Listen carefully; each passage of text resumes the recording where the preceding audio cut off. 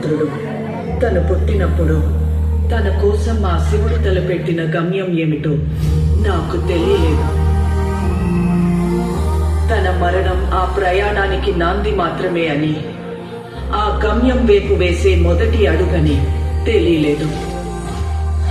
తన కోసం దేవతలకి అసురులకి మధ్య జరిగిన ఈ యుద్ధం ఆ యోధుడి ప్రయాణంలో రెండో అధ్యాయమని తెలియలేదు.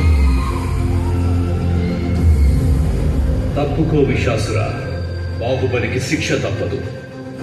సోదర ఇంద్ర, నీకు బాహుబలి కావాలంటే నన్ను గెలిచి తీసుకో.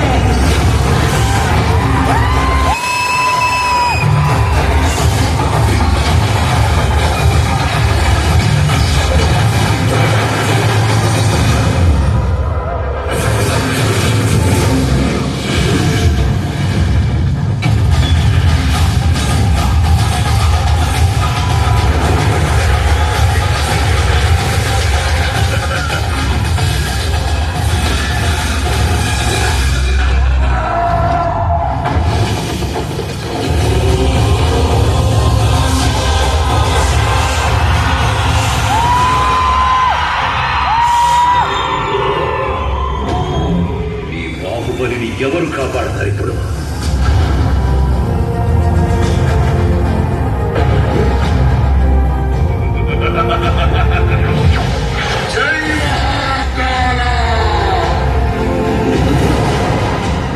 అదే ప్రశ్న ఇంద్ర, ఇప్పుడు నిన్నెవరు కాపాడతారా?